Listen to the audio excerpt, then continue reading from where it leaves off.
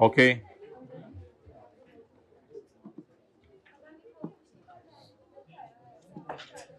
Chapter 8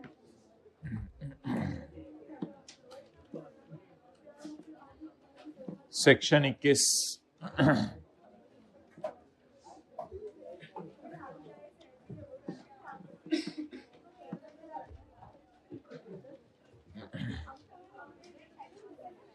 पहले आप तशरीफ 63 पे, पेज 163। अच्छा, मैं बोली जा रहा हूं, लोग भी बोली जा रहे हैं, तो इतना भी नहीं पता चल रहा कि चुप कर जाएं। Page 163, point number B.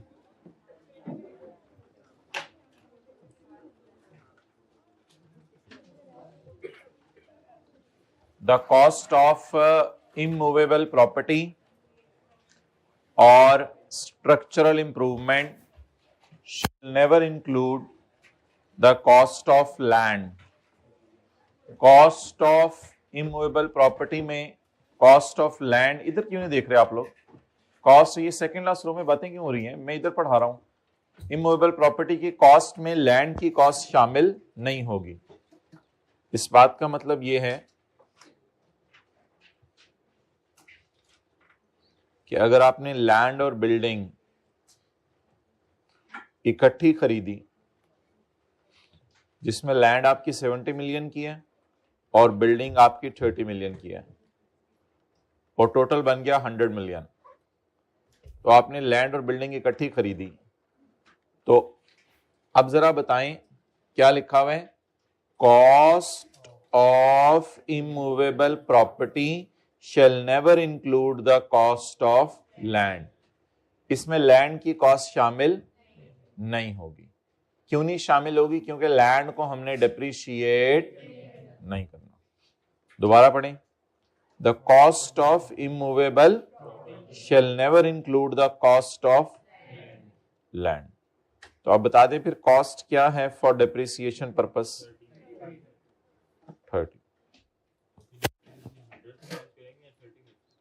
30 से मल्टीप्लाई करेंगे, यानी बिल्डिंग को डेप्रिशिएट करेंगे। सिर्फ 30 को डेप्रिशिएट करेंगे, बस 30 पकड़ के 30 पे डेप्सियन का रेट लगा देंगे बिल्डिंग का। 30 ही में से माइनस करेंगे फिर डेप्सियन। डेप्सियन कैसे करेंगे? शुरू कॉस्ट 30, फिर डेप्रिसिएशन। ओके,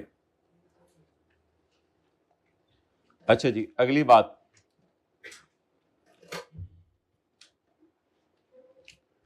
अगर एक एसेट कोई बंदा ओन कर रहा है और उसने किराए पे दे दिया है, अगर एक एसेट एक बंदा ओन कर रहा है और उसने किस पे दे दिया है? किराए पे दे दिया है टू अनदर पर्सन, एक और बंदे को, तो समझा जाएगा ये वही बंदा यूज कर रहा है। ये बात हमने चैप्टर के पहले दूसरे सफे पे पढ़ी थी।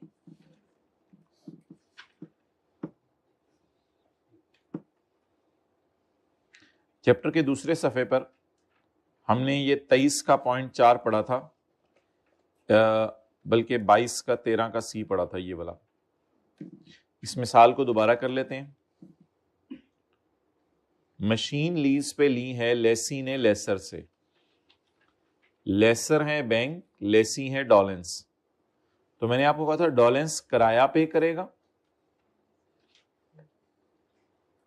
और बैंक किराया रिसीव करेगा और बैंक डेप्रिशिएट करेगा, क्योंकि बैंक का एसेट है तो बैंक डेप्रिशिएट करेगा।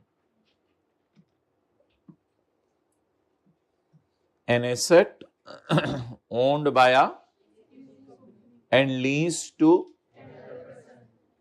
is assumed as used in the lesser's business. तो ये बात हमने पढ़ी थी पेज नंबर 154 पे, पेज 154। कि एक एसेट अगर एक बंदा यूज कर रहा है तो एक एसेट एक बंदे ने लीज पे दिया हुआ है, तो वही क्या एज्यूम करेंगे इसे? अच्छा, एक इंटरेस्टिंग बात सुने, इस मशीन, आखिरी लाइन में बैठ जाया करो, इस मशीन को कौन यूज कर रहा है? लेसी। इस मशीन को कौन यूज करे? लेकिन डेप्रिसिएशन हमने पढ़ा था चार्ज वो करेगा जो यूज कर रहा है। अब लेसी डेप्रिसिएशन नहीं चार्ज कर सकता बिकॉज लेसी के लिए ये किराए का एसेट है, इसलिए जबरदस्ती एज्यूम करें ये बैंक यूज कर रहा है। An asset owned by leasing company and lease to an asset owned by leasing company and lease to डॉलेंस, it is assumed as used by lessor। ये क्या एज्यूम किया जाएगा, कौन यूज कर रहा है, हालांकि कौन यूज कर रहा है, लेसी, लेकिन एज्यूम क्या किया जाएगा, कौन यूज कर रहा है, lessor. The depreciation allowed to a leasing company shall be deducted only against, नहीं बैठना नहीं बैठना, अच्छा जी, the depreciation allowed by leasing company shall be deducted only against rental income। तो depreciation rental income में से माइनस कर दी जाएगी। The depreciation allowed to leasing company shall be only deducted against rental income। बोलें, the depreciation allowed shall be deducted only against, hybrid में last row में बातें हो रही हैं, लास्ट रो में दोनों स्टूडेंट्स खड़े हो जाएं जो बातें करी थी। लास्ट रो इनको बताएं कौन सी है, हाँ जी खड़े हो जाए जल्दी जी, शुक्रिया।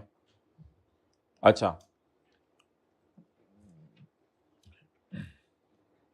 The depreciation allowed to a leasing company shall be deducted only against lease rental income.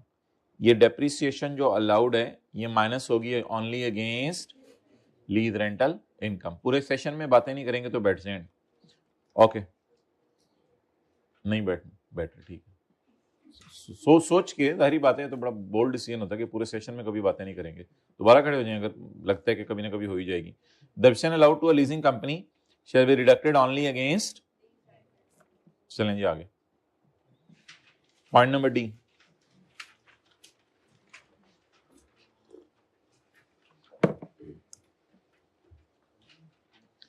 अच्छा भाई, ये एक बड़े समझने वाला पॉइंट है, आ जाए हाइब्रिड में, ये एक बड़ा समझने वाला पॉइंट है, इसके लिए आप तशरीफ ले आए पेज नंबर 166 पर और बबलू को एक ऐसी थपकी दें कि वो फ्रेश हो जाए। क्वेश्चन नंबर 6 दे दिया आपने थपकी, मारना नहीं। Mister Haris has purchased a building costing ₹4675। भाईजान बहुत ज्यादा अटेंटिव हो जाएं, बहुत ज्यादा अटेंटिव हो जाएं आज। On 1 October 2009 calculate the depreciation for 2010 and 2011। इसकी डेप्रिसिएशन कैलकुलेट करें, किस किस साल की, 2010 की और 2011 की। अब मैं आपको क्या दसूं, 2010 और 11 की डेप्रिसिएशन कैलकुलेट करें। अच्छा, एसेट का नाम क्या है, बिल्डिंग के ऊपर आपको पता है इनिशियल अलाउंस नहीं है जी, मुझे पता है 4675 जी। डेप्रिसिएशन बताएं आप मुझे 30 जून 2010 की 4675 मल्टीप्लाइड बाय 10%, बोलें जी 00। आज बीवी बताएं कितनी आ रही है, बीवी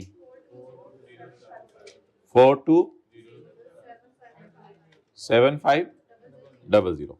मुझे डेप्रिसिएशन बताएं 30 जून 2011 के साल में at the rate of 10%, calculator के बगैर बताएं 420750। कैलकुलेटर के साथ मुझे बताएं बीवी कितनी आ रही है आज, 378675। चलें जी नोट कर लें।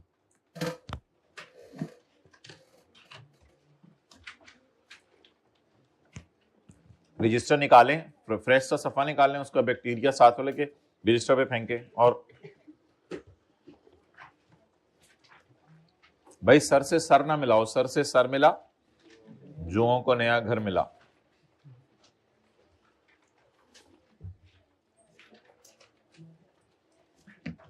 ऐसे शरीफ बन रहे हैं जैसे कभी जुएं देखी नहीं जिंदगी में।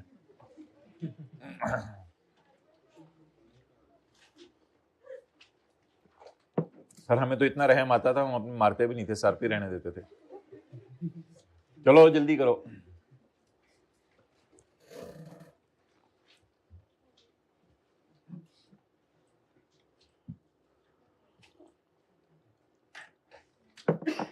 नोट कर लिया, माशाल्लाह, बरकत के लिए आए हुए हैं, दान निकाल रहे हैं आगे से।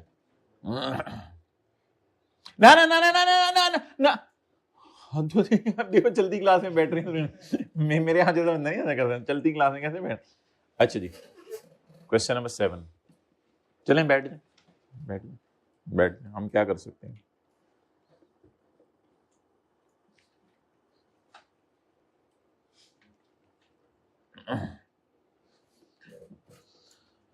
अच्छा भाई, अब हम अगले क्वेश्चन में, ये कल तक नोट कर लेंगे, ये करें, पता नहीं क्या हौले हौले लगे हुए हैं।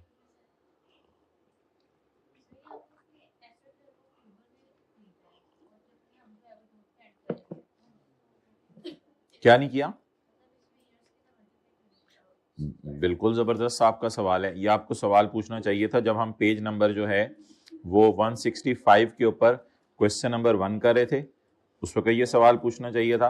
फिर आपको सवाल पूछना चाहिए था जब हम क्वेश्चन नंबर 1A कर रहे थे, फिर ये सवाल पूछना चाहिए था जिस वक्त हम क्वेश्चन नंबर 2 कर रहे थे, फिर ये सवाल पूछना चाहिए था जिस वक्त हम क्वेश्चन नंबर 4 कर रहे थे। तो 4 दफा ये सवाल जहन से निकल गया, इस दफा 5वीं दफा तो जहन में आ ही सकता है, इंसान है। अच्छा भाई, हमने ये पढ़ा था कि ये नहीं देखा जाएगा कि कितना अरसा एसेट इस्तेमाल हुआ, टैक्स वाले एसेट को डिप्रिशिएट करते हैं full year in the year of purchase. तो इस वजह से टैक्स वाले जो है कहते हैं कि हमें ये नहीं पता कि मंथ बेस पे पोर्शन करना है या नहीं करना, ये अकाउंटिंग जाने, अकाउंटिंग के टीचर जाने, हम तो आसान काम करेंगे, फुल ईयर डेप्रिसिएशन चार्ज करेंगे in the year of purchase. Okay, अच्छा जी, question number 7, continuing from question number 6, building is disposed of for 7 million in tax year 2012।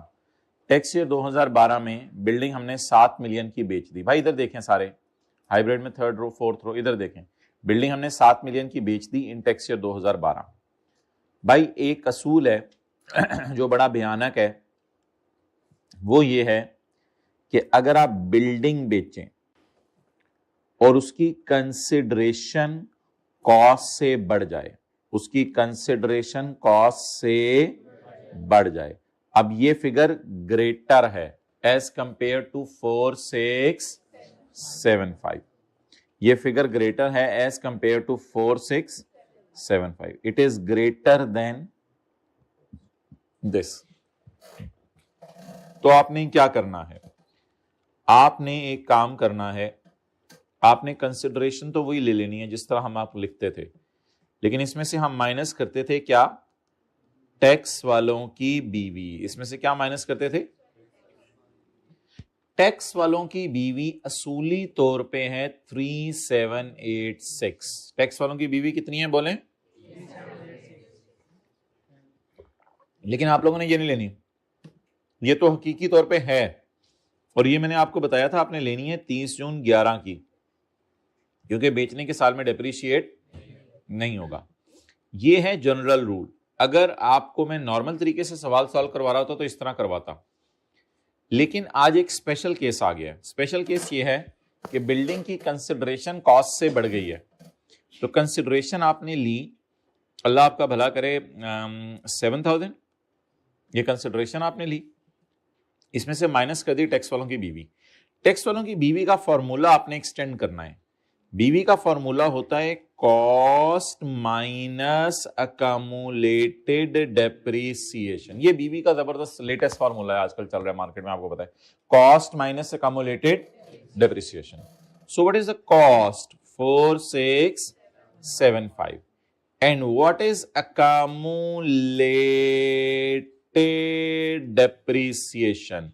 Accumulated depreciation is 4675000 minus 3786750। यही है ना accumulated depreciation है। Cost में से बीवी minus कर दें तो accumulated depreciation ही आ जाएगी ना, या फिर आप कॉस्ट में से बीवी माइनस कर दें, या आप इन दोनों को जमा कर लें, इन दोनों को जमा कर लें, आपको क्या निकलेगा, accumulated डेप्रिसिएशन। डन जी, अकाउंट डेप्रिसिएशन बोलें,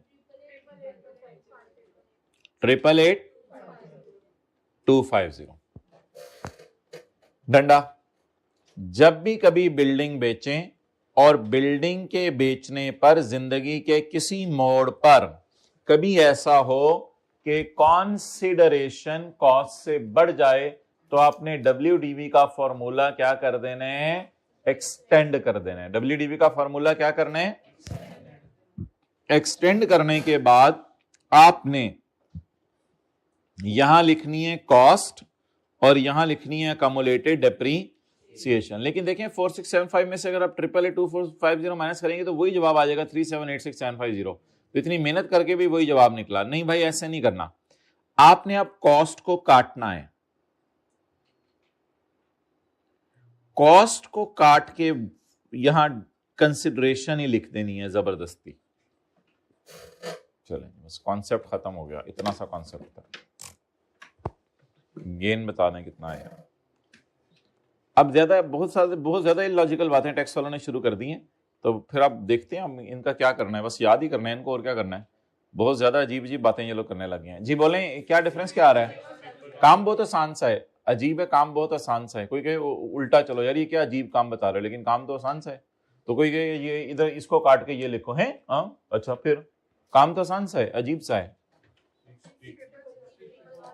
6111,750।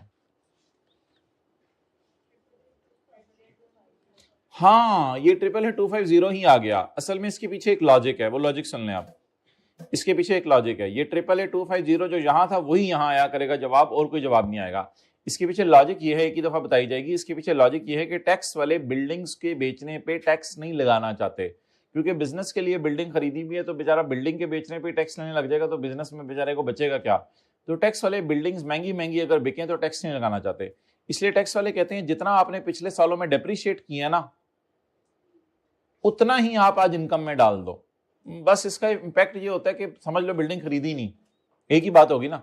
2 सालों में कितना खर्चा रिकॉर्ड किया था, 2 सालों में कितना खर्चा रिकॉर्ड किया था, 467,500, 420 से ये 2 सालों में खर्चा रिकॉर्ड किया था। टैक्स वाले कहते हैं आज इनकम में भी यही डाल दो, 888। इसका इंपैक्ट ओवरऑल ये होगा कि तीसरे साल के एंड पे जब आप खड़े होंगे तो बिल्डिंग की ना डेप्रिसिएशन चार्ज हुई होगी ना इसका गेन बुक हुआ होगा, बल्कि दोनों चार्ज हुए होंगे लेकिन बराबर अमाउंट से।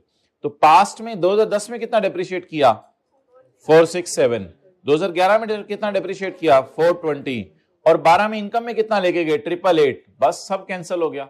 और अगर खुदा ना खास्ता ये 7 मिलियन हम काट के 467 रहने देते तो हैवी गेन आता, जिससे बिजनेसमैन भी परेशान होता। तो महंगी महंगी बिल्डिंग्स के बेचने पे वो टैक्स नहीं लगाना चाहता।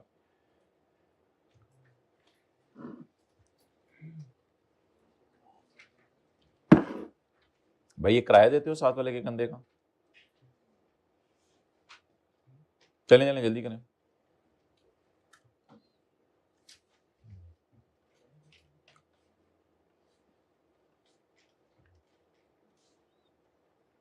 जल्दी करें, जब नोट हो जाए तो बता दें।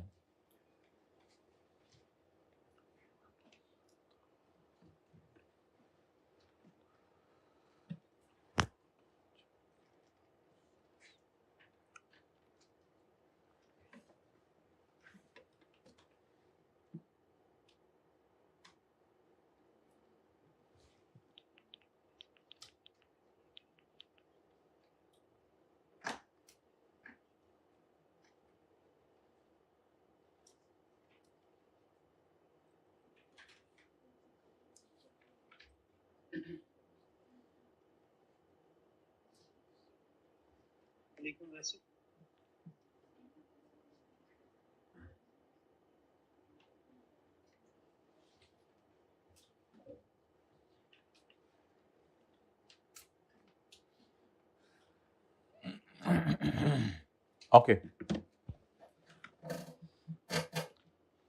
अगर कभी बिल्डिंग की कंसिडरेशन कॉस्ट से बढ़ जाए तो WDV के फॉर्मूले को एक्सटेंड कर देंगे, और एक्सटेंड करने के बाद करेंगे क्या, कॉस्ट को काट के कंसिडरेशन लिख देंगे। लिखें जी, अगर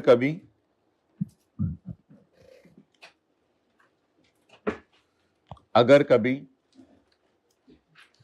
बिल्डिंग की कंसिडरेशन कॉस्ट से बढ़ जाए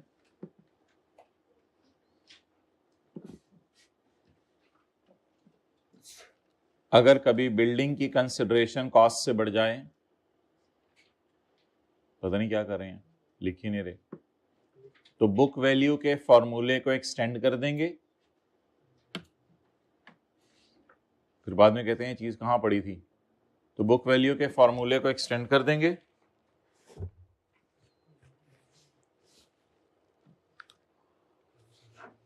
और कंसिडरेशन को काट के,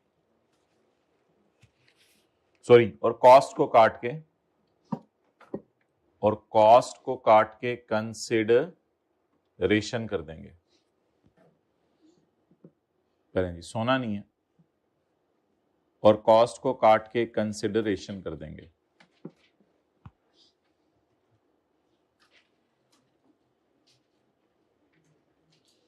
अच्छा आप देखें, ऐसा हमने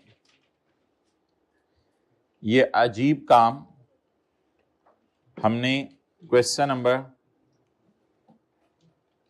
2 में आके देखें किया था या नहीं किया था। 2 में बिल्डिंग कितने की खरीदी थी? 4 लाख। पिछला सफा निकाल लिया आपने? 2 में बिल्डिंग कितने की खरीदी थी? 4 लाख। डेप्रिशिएट होते होते 3 साल बाद कितने की रहेगी थी? 309,825। बेची कितनी थी? 2 लाख। 2 लाख तो ग्रेटर है या लेस है?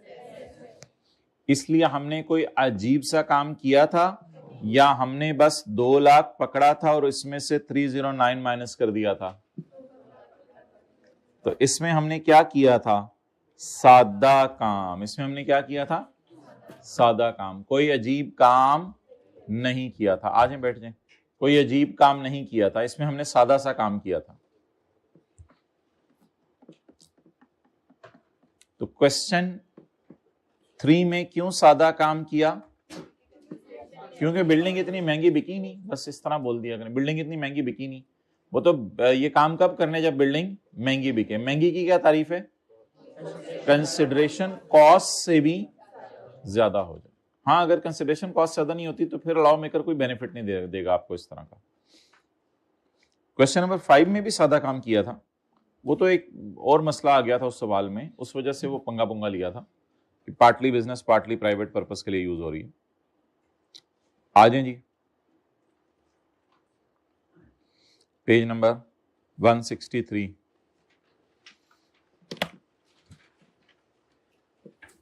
164।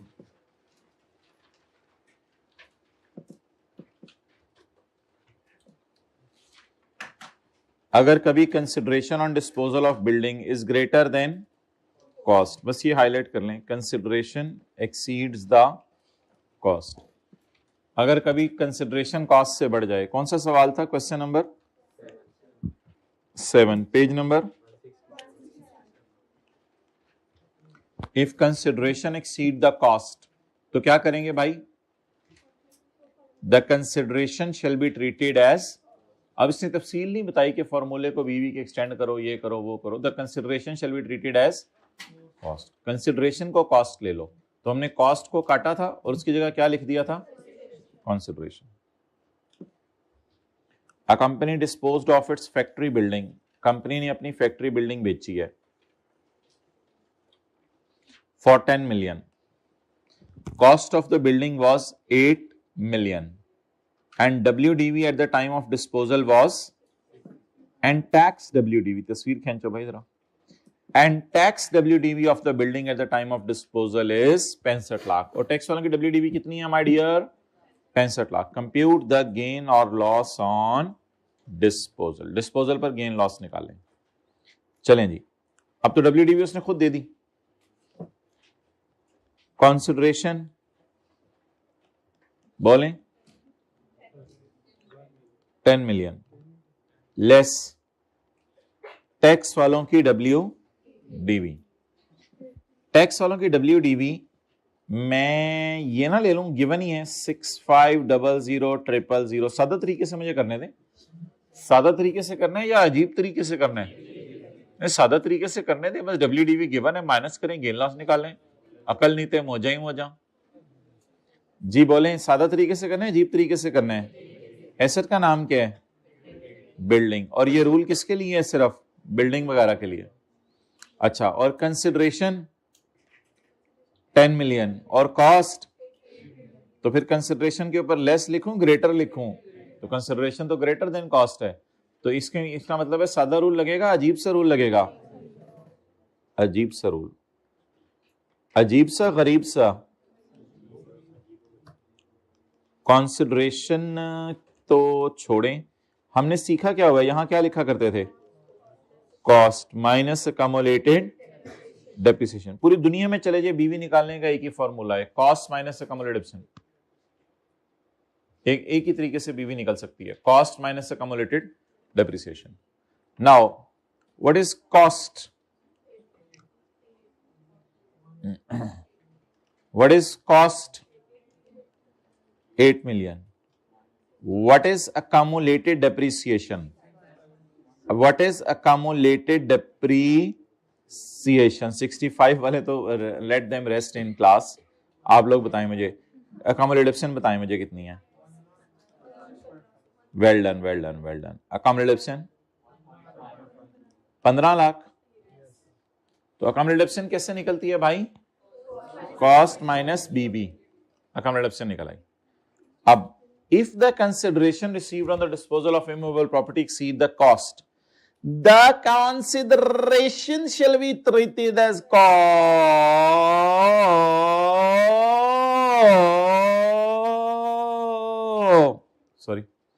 10 million।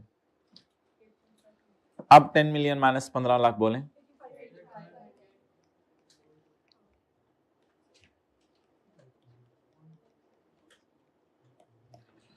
हाँ, ये हमेशा बराबर आया करेगा, जितनी डिप्शन है उतने गेन आ जाया करेगा। बहरहाल इसको छोड़ें, हमें क्या, नोट करेंगे या मैं आऊं? बंदा भेजूं? बंदा भेजें। साथ वाले जरा इसको सेट करो। हाइब्रिड में फर्स्ट रो नोट हो गया रजिस्टर के ऊपर फ्रेश बिल्कुल। ये वाला सवाल भी मेहरबानी मुझे बता दिया करें कब कब मैंने याद कराना होता है और कब कब आप लोगों ने खुद करना होता है।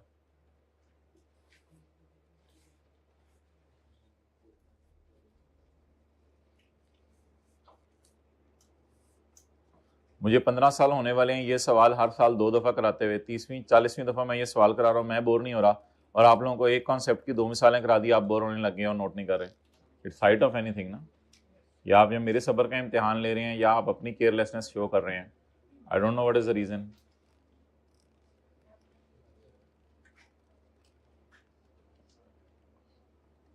ओके,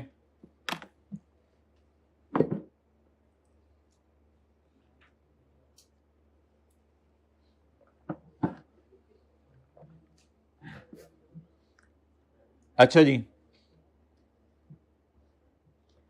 पॉइंट नंबर 14, ये आखिरी रूल है अजीब सा, ये आखिरी रूल है अजीब सा।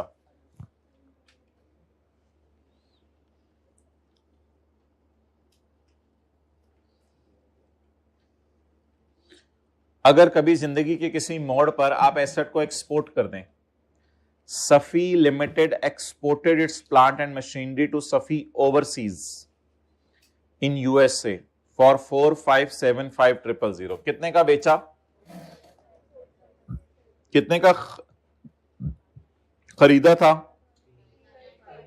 3958। और जब बेचा उस वक्त टैक्स वालों की बीवी कितनी थी? अगर सादा रूल लगाएंगे, ये एक्सपोर्ट्स है, एक्सपोर्ट्स का रूल डिफरेंट है, वो आज आपको पढ़ाने लगा हूं। अगर सादा रूल लगाएंगे तो ऐसे करेंगे, टैक्स वालों का क्या निकालने लगे हैं?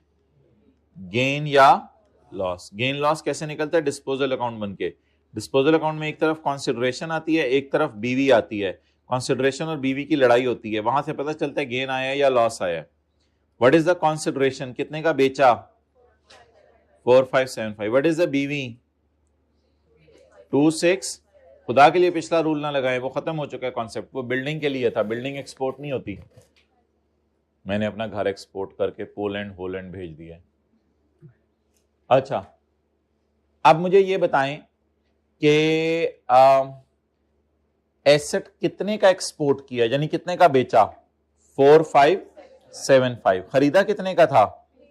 3958 और बेचने के वक्त WDV कितनी थी 2657। अब जब भी कभी आप एसेट एक्सपोर्ट करेंगे तो आप बीबी का फॉर्मूला एक्सटेंड नहीं करेंगे। आप बीबी को नहीं छेड़ना, बीबी को सोने दें, अब बीबी को नहीं छेड़ना। अब आप जो है वो कंसिडरेशन को काटेंगे। थोड़ी देर पहले कॉस्ट को काटा था, अब कंसिडरेशन को काटेंगे। देखिए मैं बताऊंगा किसको काटेंगे, ये नहीं कि जिसको दिल चाहे काट दिया। अब आप किसको काटेंगे, कंसिडरेशन को काटें, और इधर कंसिडरेशन को काट के जल्दी बैठे।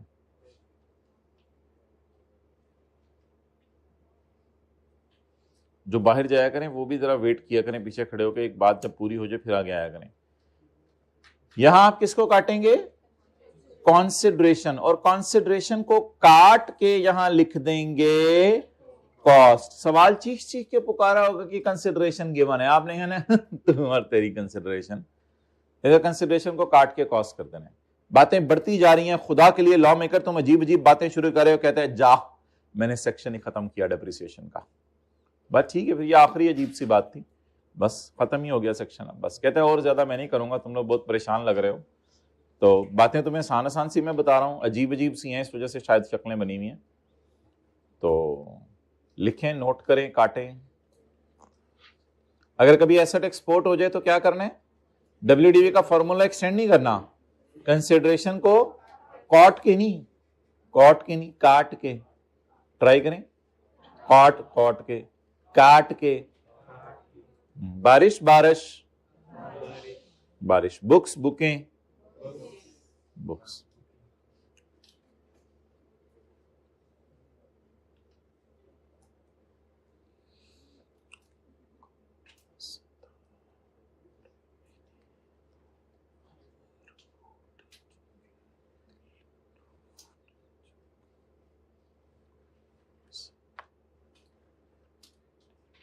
जो सोता है वो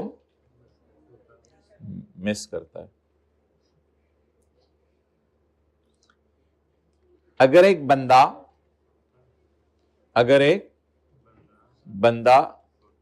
एक्सपोर्ट कर दे या पाकिस्तान से बाहर भेज दे कोई डेप्रीशिएबल स्टॉक, नहीं इन्वेंट्री नहीं, डेप्रीशिएबल, जो कि पहले किसमें यूज हो रहा था, पाकिस्तान में, it will be assumed that बंदा हैज बेच the asset for a price equal to cost. ये समझ लिया जाएगा कि उसने ये एसेट कितने में बेच दिया है, जितनी उसकी क्या है, कॉस्ट है, जितनी उसकी क्या है, कॉस्ट है। अच्छा जी, अब कल वाले नोट्स निकाल लें जो बांटे थे, कल वाले नोट्स निकाल लें, मट्टी मुट्टी झाड़ लें उन पे, ऐसे झाड़ें साथ वाले के ऊपर, जरा मट्टी छूटे, मट्टी मुट्टी झाड़े उसके ऊपर, उसे कहीं इसी मट्टी में तुमने एक दिन चले जाना है। भाई इसको कर दो कोई 12 पे नहीं, 16 पे चलो कर दो कम से कम। ओके अच्छा भाई, बिजनेस का न्यूमेरिकल सॉल्व करने का तरीका, बिजनेस का न्यूमेरिकल सॉल्व करने का तरीका, ये सवाल कल हमने आपको नोट करने दिया था।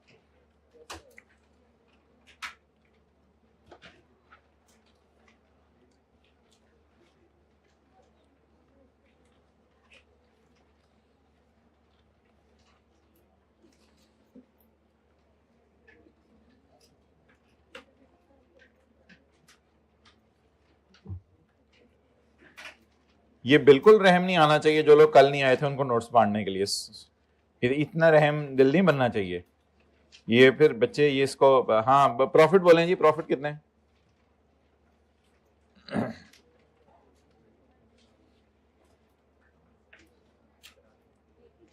मैंने निकाल लिया, आप लोग बस लेटे रहा करें। अच्छा जी, प्रॉफिट आपका आ गया 88,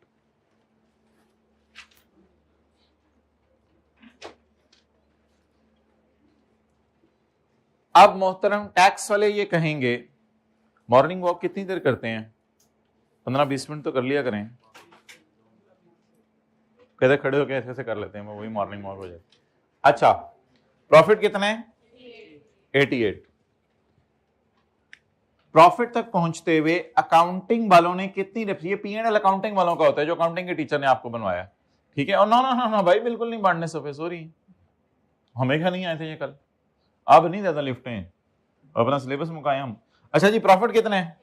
88। प्रॉफिट तक पहुंचते हुए अकाउंटिंग, अब इधर देखे ना, क्लास इधर हो रही है, पता नहीं मेन बिजनेस का पहला न्यूमेरिकल सॉल्व करने का तरीका बताया जा रहा है और आप लोगों के अपने मसले नहीं खत्म हो रहे। अच्छा जी, प्रॉफिट कितना है? 88। प्रॉफिट तक पहुंचते हुए अकाउंटिंग वालों ने कितनी डिप्रेशिएशन माइनस कर दी? 7। टैक्स वाले कहेंगे ये डिप्रिसिएशन माइनस नहीं करनी थी, हमारी नजर में तो कितनी डिप्रेशिएशन माइनस कर लो? 9 की। अब क्या करें, अब क्या करें, अब क्या करें, अब क्या करें? देखिएगा जी, आज जिंदगी में ये बात पहली दफा होने लगी है।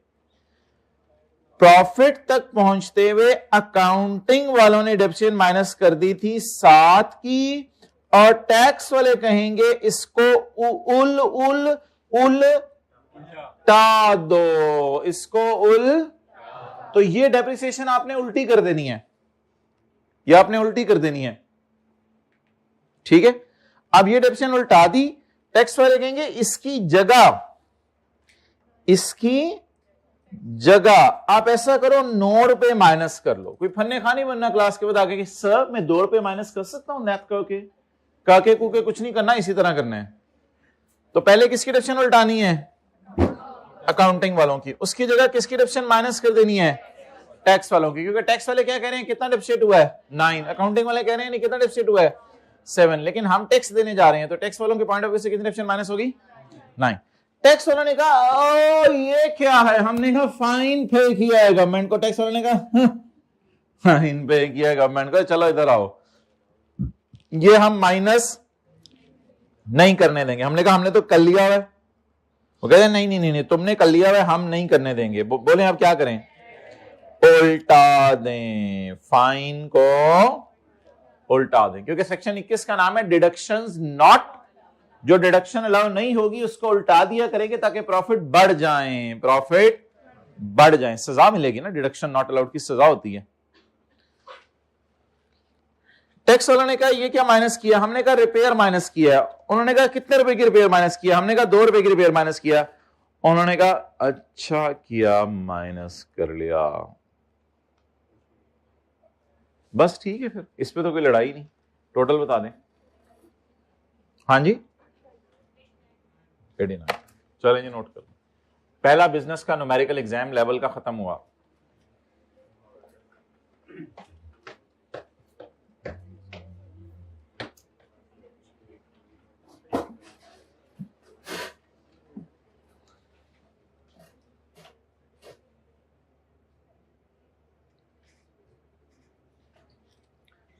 उस बंदे की तरफ इशारा करें जो क्लास को आके 4 चांद लगा देता है, उसकी तरफ इशारा करें, जिसके बगैर क्लास सुनी सुनी होती है। इशारा करें उस बंदे की तरफ।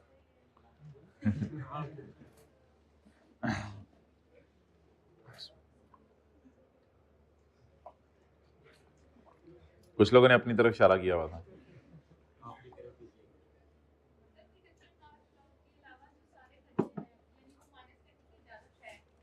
हाँ जी, रिपेयर एक्सपेंस तो बस बिजनेस का एक नॉर्मल खर्चा है। सेक्शन 21 में हमने कहीं पढ़ा रिपेयर एक्सपेंस नॉट अलाउड है? नहीं। हमने सैलरीज पढ़ा है, टैक्स काटे बगैर दे दें नॉट अलाउड है। हमने फाइन टू गवर्नमेंट पढ़े नॉट अलाउड है। हमने शायद ये भी पढ़ा था इनकम टैक्स नॉट अलाउड है। हमने ये भी पढ़ा था एंटरटेनमेंट अगर लिमिट्स क्रॉस करें नॉट अलाउड है। लेकिन मेरा नहीं ख्याल हमने कहीं पढ़े रिपेयर भी नॉट अलाउड है। कहीं पढ़ा है आप लोगों ने? तो इस वजह से रिपेयर को हमने माइनस किया हुआ था अकाउंटिंग वालों ने। टैक्स वाले कहेंगे अच्छा किया, माइनस कर लिया, बस। जी बोले भाई, नॉट अलाउड की लिस्ट जो दी हुई है वो नॉट अलाउड है, बाकी सारे अलाउड है। अब सवाल पूछने कोई जहन में आ रहा है तो जल्दी से करें।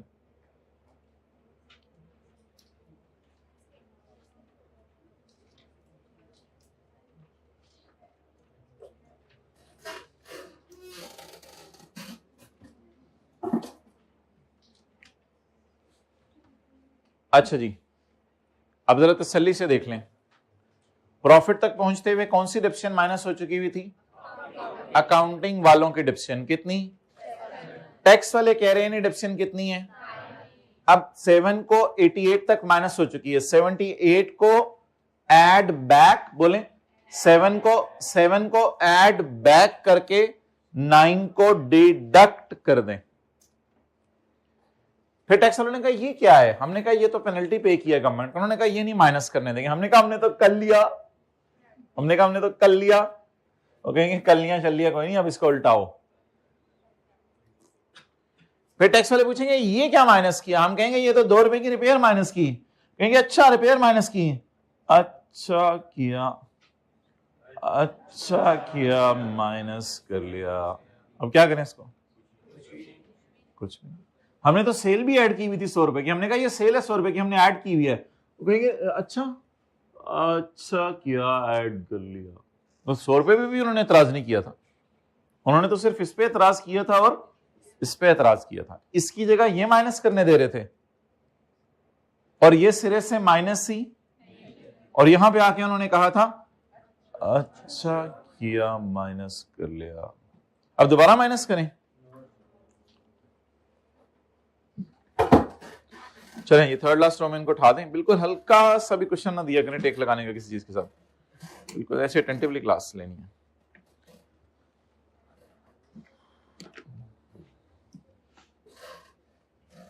आना होता है, रोजाना आना होता है। रोजाना आने वाले कौन है अभी तक जिनको 47 डेज हो गए आते हुए? माशाल्लाह माशाल्लाह। बाकियों को देखें जरा करके, हो सकते आप दोनों इकट्ठे ही बैठे हो ना आने वाले, लेकिन एक दूसरे को देखें करके। A man is known by the company he keeps। छुट्टी करने वाले के साथ बैठेंगे तो दिल में आएगा कभी मैं भी, फिर तू तो फिर मैं, तो फिर मैं भी फिर। अच्छा जी, कल एक सफा बांटा था, इस क्लास में किसी के पास ना हो तो हाथ खड़ा कर दें भाई, बांट दो इनको। दूसरी बॉयज हाइब्रिड में, गर्ल्स हाइब्रिड में भी 2 जगह नहीं है सफा।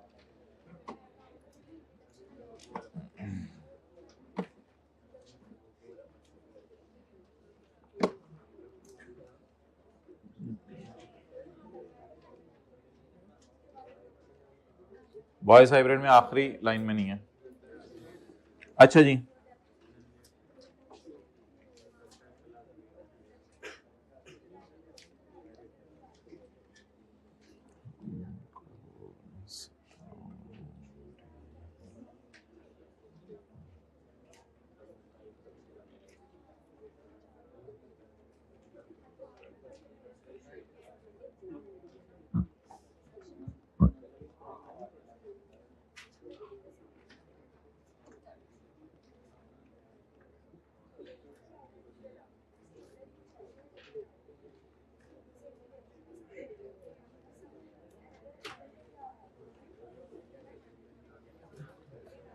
अच्छा जी मोहतरम, एम्प्लॉयर जो है जिसे हम बिजनेसमैन कहते हैं, बिजनेसमैन एम्प्लॉय के फायदे के लिए हाइब्रिड में थर्ड रो में बातें करता है। और चुप कर जाए ना, क्लास चल रही है। अच्छा, बिजनेसमैन अक्सर एम्प्लॉय के फायदे के लिए कुछ फंड्स बना देता है। एम्प्लॉय को रिटायरमेंट के टाइम पे अच्छे खासे मिलते हैं पैसे, वो प्रोविडेंट फंड में से भी मिलते हैं। रिटायरमेंट के टाइम पे एम्प्लॉय को ग्रेचुटी फंड से भी पैसे मिलते हैं, उसको ग्रेचुटी मिलती है। रिटायरमेंट के टाइम पे एम्प्लॉय को पेंशन फंड से भी पैसे मिलते हैं। और सुपरनेशन फंड नाम की हमने कोई चीज नहीं पढ़ी थी, ये भी पेंशन फंड टाइप की कोई चीज होती है। तो एम्प्लॉयर एम्प्लॉय को सुपरनेशन फंड से भी पैसे देता है। बहरहाल इस पर तफसील से बात हुई थी कि प्रोविडेंट फंड के पैसे एम्प्लॉयर एम्प्लॉय जोड़ के रखते रहते हैं और रिटायरमेंट के टाइम पे एम्प्लॉय को दे दिए जाते हैं। ग्रेचुटी फंड के बारे में तफसील से बात हुई थी कि ये एम्प्लॉयर एम्प्लॉय को जाते हुए तोहफा देता है। ये पैसे ये एम्प्लॉयर सारे के सारे अपनी जेब से देता है, इसमें एम्प्लॉय का कंट्रीब्यूशन नहीं होता। ये आमतौर पे ये होता है कि अगर आपने 20 साल तनख्वाह की है तो आपको जाते हुए 20 तनख्वाहें मुफ्त में मिल जाती हैं। और पेंशन ये होती है कि एक तो रिटायरमेंट के बाद हर महीने मिलती है, उसकी बात भी है। एक और पेंशन भी हमने पढ़ी थी, वो ये पढ़ी थी कि कई दफ़ा एम्प्लॉय कहता है कि मुझे पेंशन सारी एडवांस में दे दो कई सालों की। तो एम्प्लॉयर एम्प्लॉय के लिए प्रोविडेंट फंड के भी पैसे हर साल अलग करके रखता है, ग्रेचुटी फंड के भी पैसे अलग करके रखता है, पेंशन फंड के भी पैसे अलग करके रखता है, सुपरएनुएशन फंड के भी पैसे अलग करके रखता है, ताकि वो पैसे जरूरत पड़ने पर एम्प्लॉय को उसकी रिटायरमेंट के टाइम पे दिए जा सकें। अब हमारा सवाल यह है कि हर साल जो एम्प्लॉयर इस फंड में पैसे डाल रहा है उसको डिडक्शन अलाउ करनी है या नहीं। रिटायरमेंट के टाइम पे जो दे रहा है वो बात अलग है, हर साल जो पैसे डाल रहे हैं, क्योंकि जो एंड पे पैसे देगा वो नहीं उसी पैसे में से दे देगा। तो हमारा सवाल ये है, हर साल जो पैसे डाल रहे हैं उसका क्या करना है। अच्छा, ये एक नोट्स बांटा है, सफा बांटा है। प्रोविडेंट फंड के पैसे ऑनलाइन वाले बता दीजिएगा, अगर अपलोड नहीं हुआ तो फिर कर देंगे। प्रोविडेंट फंड के पैसे इधर देखें ना, व्हाइट बोर्ड की तरफ। प्रोविडेंट फंड के पैसे अगर फंड रिकॉग्नाइज कराया हुआ आपने कमिश्नर से और अगर रिकॉग्नाइज नहीं कराया हुआ, इन दोनों में फर्क है। अगर प्रोविडेंट फंड आपने कमिश्नर से रिकॉग्नाइज कराया हुआ है तो जो हर साल एम्प्लॉयर इसमें पैसे डाल रहा है ये माइनस करने की इजाजत है, चाहे टैक्स काटने के अरेंजमेंट हुए हों या ना हुए हों। टैक्स काटने के अरेंजमेंट का उर्दू में मतलब यह है कि जब एम्प्लॉय रिटायर होता है तो रिटायर होने के टाइम पर अगर उस फंड में कुछ पैसे पड़े होते हैं, जो जितने भी पड़े होते हैं उन पे कई दफा टैक्स काटना होता है, तो वो टैक्स काटने के अरेंजमेंट करना साबित करें आप कि मैं टैक्स काटूंगा, टैक्स काटूंगा। बस आप ये अरेंजमेंट करके बता दें कि एफबीआर वालों आप परेशान ना होना, जिस वक्त मैं ये पैसे इनको दूंगा वो पैसे देते हुए मैं इनका क्या काट लूंगा, टैक्स काट लूंगा। तो ये एक लफ्ज से बार बार यूज होगा, arrangement of tax deduction are made. Arrangement of tax deduction are made का मतलब ये होता है कि एम्प्लॉयर बिजनेसमैन जाके एफबीआर को बताता है कि जब रिटायरमेंट के टाइम पे ये इसको मैं पेमेंट्स करूंगा, उस वक्त जो टैक्स इसका बन रहा होगा उस साल का, जब वो रिटायर हो रहा होगा, तो इंशाल्लाह मैं वो टैक्स काट के ही भेजूंगा, तुम परेशान ना हो। अच्छा, प्रोविडेंट फंड माइनस करने की इजाजत है, चाहे एम्प्लॉयर टैक्स काटने के अरेंजमेंट करे या ना करे, उससे कोई फर्क नहीं पड़ता, क्योंकि प्रोविडेंट फंड को आपने क्या करवा लिया कमिश्नर से, रिकॉग्नाइज। अब एक बहुत बड़ी छूट है, चाहे टैक्स काटे ना काटे, ये तो बहुत बड़ी छूट है।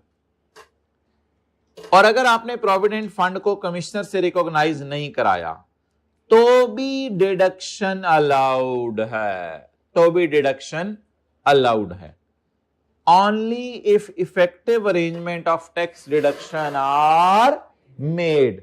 अगर आपने टैक्स काटने के अरेंजमेंट किए हैं तो, और अगर टैक्स काटने के अरेंजमेंट नहीं किए, और टैक्स काटने के अरेंजमेंट यही होते हैं ना कि जब वो जा रहा होगा उसका टैक्स काट लेंगे उस साल का जो बन रहा होगा। टैक्स काटने के अरेंजमेंट का मतलब होता है आखिरी साल जब वो रिटायर हो रहा होगा तो जो टैक्स उसका बनता होगा वो हम काटेंगे और फिर उसकी सैलरी देंगे।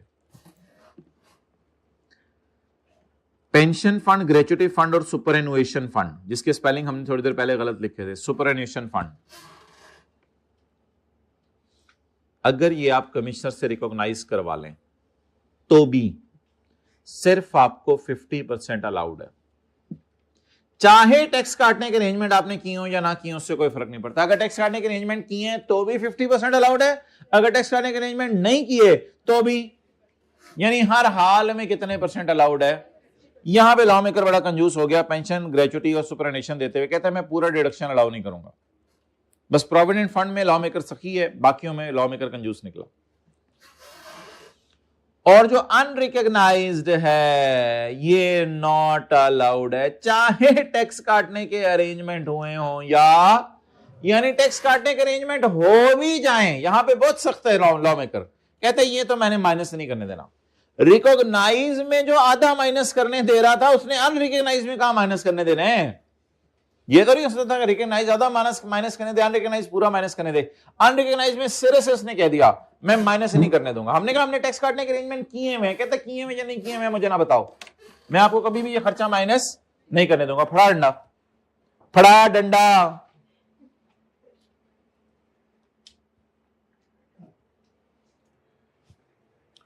तो प्रोविडेंट फंड को अगर कमिश्नर से आपने रिकॉग्नाइज करवा लिया है तो आप टैक्स काटें या ना काटें, आपको ये खर्चा माइनस करने की इजाजत है।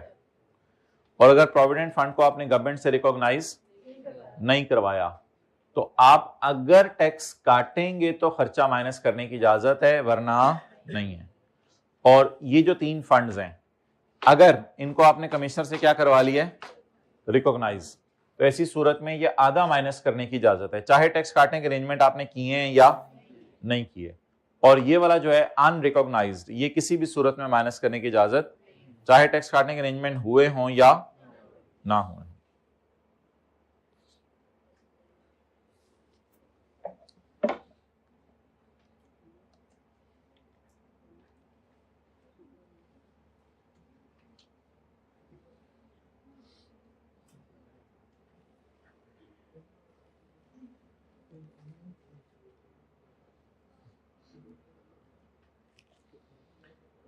अच्छा जी,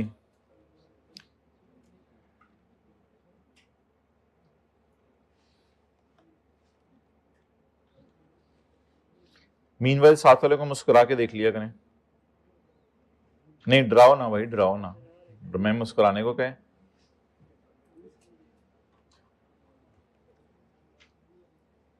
सर इसमें जो प्रोविडेंट फंड है, इसमें सिर्फ एम्प्लॉयर कंट्रीब्यूशन को मैनेज करने की इजाजत होगी? नहीं, एम्प्लॉय कंट्रीब्यूशन वो तो सैलरी के अंदर देते हैं ना, वो तो वैसे ही माइनस करने की इजाजत होती है, वो तो बेसिक सैलरी के अंदर डाल के मिलता है, तो बेसिक सैलरी वैसे ही माइनस हो जाती है। अच्छा,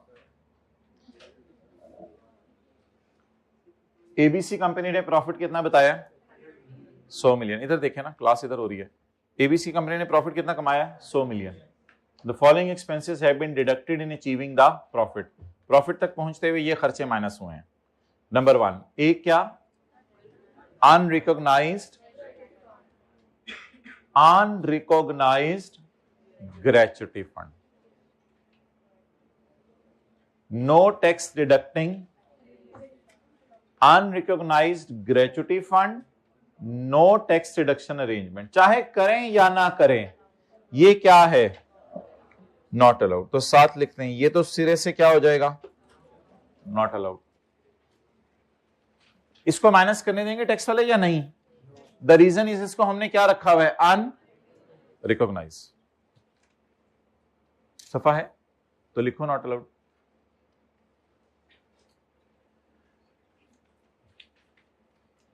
कौन सा इलाका है? नहीं, इनका लिया वाले थोड़े शरीफ होते हैं, लिखो recognised provident fund, recognised provident fund allowed. तो ये क्या है,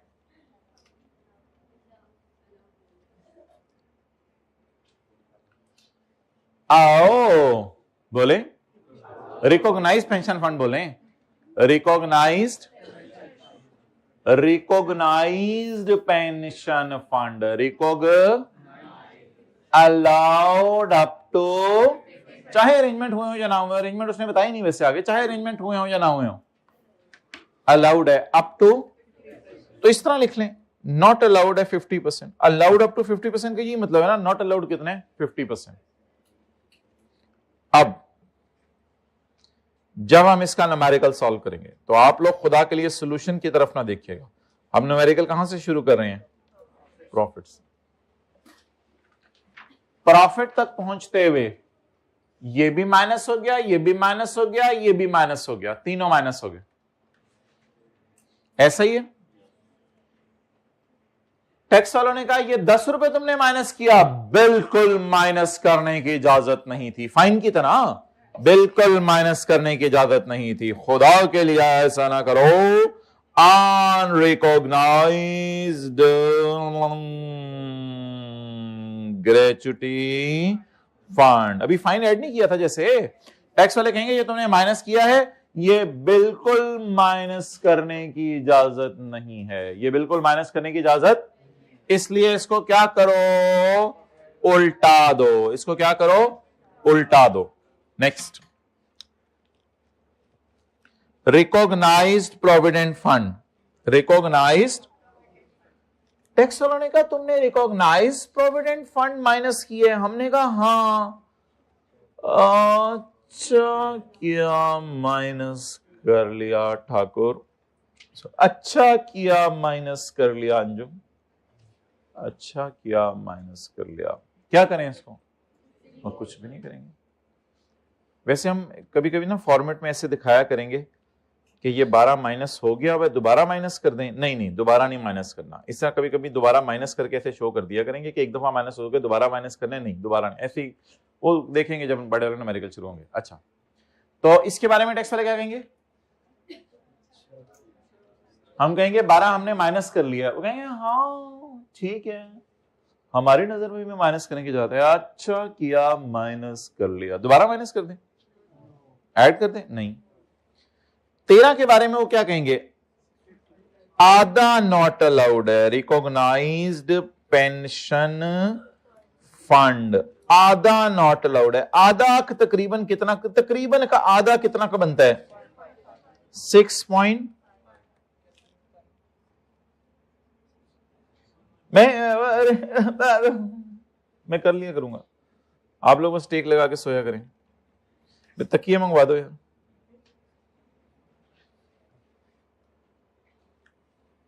पिलो, कुशन,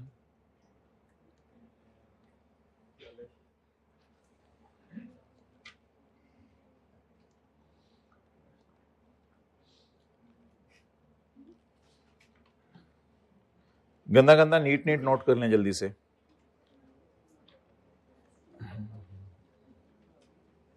हाइब्रिड में पहली रो में बातें भी हो गई, थोड़ा फ्रेश भी हो जाता है बंदा। जाहिर बात है, नेचुरल है, बातें करने को तो बंदे का दिल चाहता है, कोई ना कोई बात तो फिर बंदा कर ही देता है। इंसान है, इंसान तो पुतला है खता का।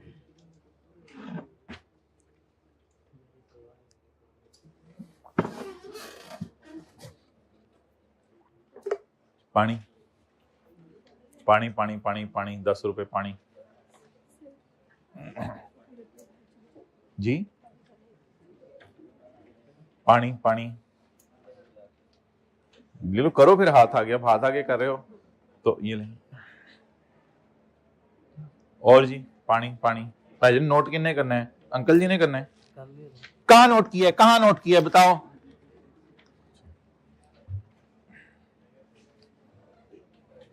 नोट किन्ने करना है? नोट कर लिया, यहीं पे चलें। ये तो बहुत जबरदस्त, ये ऊपर ही नोट कर लिया करें जी, बस हाईलाइट कर लिया करें सारा। आप लोग आ जाते हैं, बड़ी बात है माशाल्लाह।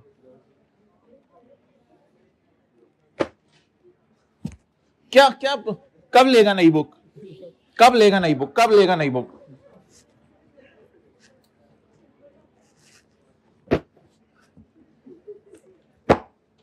कब लोगे नई बुक? ये जो प्रोविजंस कल पढ़ी हैं QST, ये घर में जाके कैसे पढ़ा है इनको?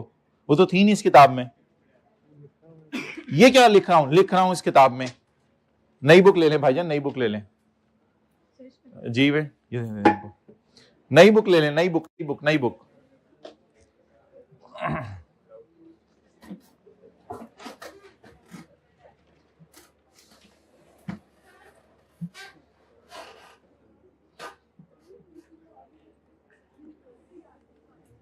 भाई ये दिल टूट जाता है पुरानी बुक देख के।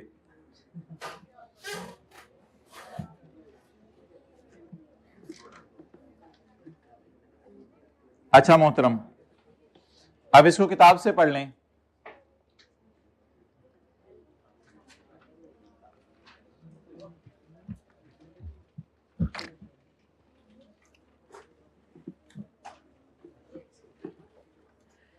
EEA और F,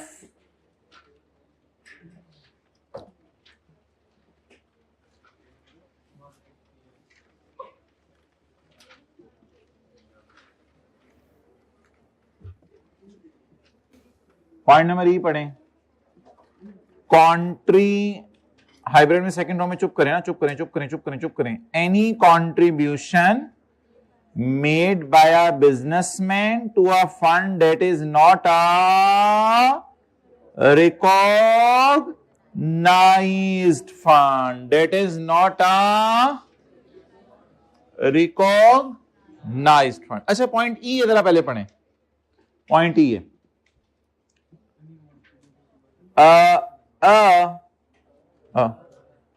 an amount exceeding 50% of contribution made by, अच्छा ऊपर से मिला के पढ़ना ना, following deductions will not be allowed. अब डिडक्शन नॉट बी अलाउड तो यहां नहीं लिखा होगा, दोबारा ऊपर से मिला के पढ़ेंगे, ऊपर से मिला के। वो छत की तरफ देख रहे, दीवाने छत की तरफ नहीं देखना, 2-3 सफे पीछे करके जो है वो आपने यहां पे आना है, सेक्शन 21 में, page 155। Following deductions will not be allowed under that income from business. Income from business में माइनस करने की इजाजत नहीं होगी। क्या माइनस करने की इजाजत नहीं होगी? An amount exceeding 50% of contribution made by a businessman to an approved gratuity fund, approved pension fund and approved superannuation fund। ये हमारी एग्जाम्पल में कौन सा वाला सिनेरियो था? ये हमारी एग्जाम्पल में था 2A। हमारी एग्जाम्पल में कौन सा था? 2A या 1A? 2A। ये याद रहेगा हम यहां पे 2A क्यों लिख रहे हैं। घर जाके परेशान तो नहीं होंगे ये 2A कहां से आ गया। 2A in page given by college वाले, 2A in page given which is misplaced.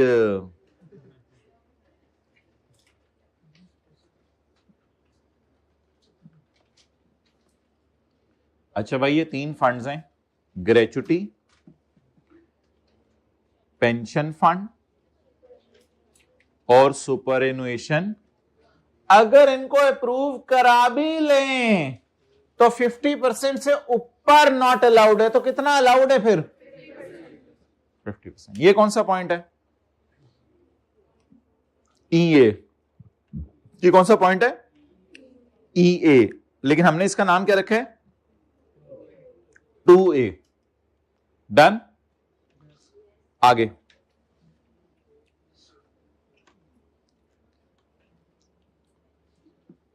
अच्छा, अब ना अगली बात सुनिएगा, तसल्ली से भाई, बातें नहीं करनी। ये हाइब्रिड में भाई ये पखे चले जा रहे हैं, 3rd क्लास रो में देख के आओ, एसी शेसी को सेट कराओ। अच्छा भाई, अगर गर्मी लगने लग जाए हाइब्रिड में तो पक्के चलने लग जाया करें, अगर सर्दी लगने लग जाए तो ऐसे करके बैठ जाया करें, फिर हमें समझ आ जाया करेगा। Action speak louder than words. अच्छा जी, पॉइंट ई कहते हैं contribution made to unrecognised provident fund. अन सब में मिल रहे साथ, ये नॉट का मतलब अन है। कंट्रीब्यूशन मेड टू अनरिकॉग्नाइज्ड